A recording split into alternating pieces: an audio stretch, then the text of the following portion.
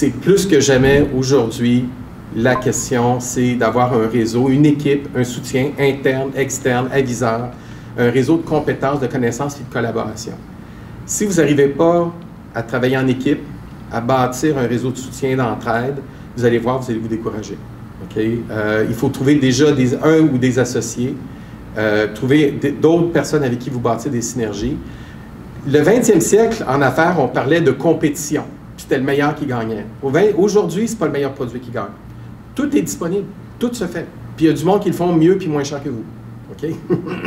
Les gens achètent de vous parce que vous êtes différent, parce que vous avez une motivation, parce que vous avez une crédibilité, parce que vous avez des valeurs, parce que vous avez un modèle économique qui tient plus compte des besoins. C'est dans la relation client beaucoup, dans la crédibilité que ça se bâtit.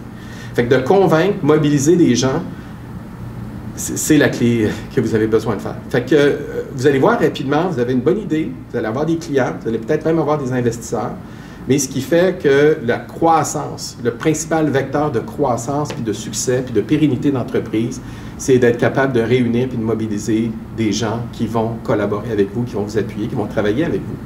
Vous savez, on est en pénurie de main-d'œuvre. Aujourd'hui, les gens ils ont le choix. Tu sais, il y a quelques années, on disait aux gens, mais ça ne t'intéresse pas, bien regarde, il y a quelqu'un d'autre qui va prendre ta job, là. Prends un numéro. Fait que c'est plus comme ça. Je pense que même des emplois plus traditionnels, les gens ont le choix, ils veulent travailler dans ce qu'ils aiment, dans ce qui les passionne, ils veulent contribuer, ils veulent être reconnus.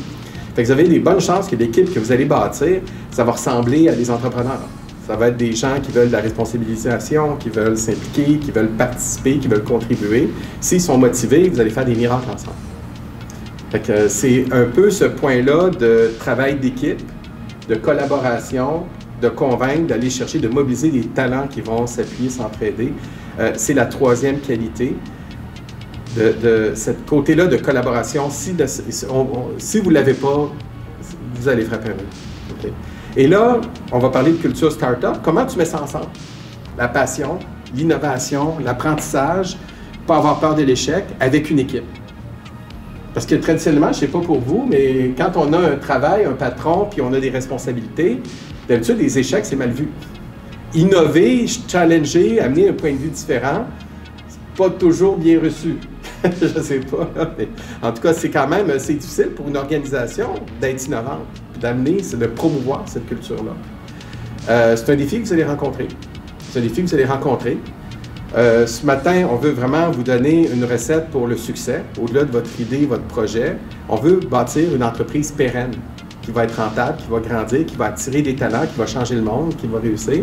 Fait que vos employés, vos partenaires, vos collaborateurs, vos investisseurs, ils doivent devenir des ambassadeurs. Ils doivent partager votre passion. Ils doivent avoir le goût d'apprendre. Puis avoir le goût aussi de mobiliser d'autres personnes qui vont venir vous appuyer dans votre projet. C'est bon? Est-ce qu'on regarde ça de plus proche? C'est bon.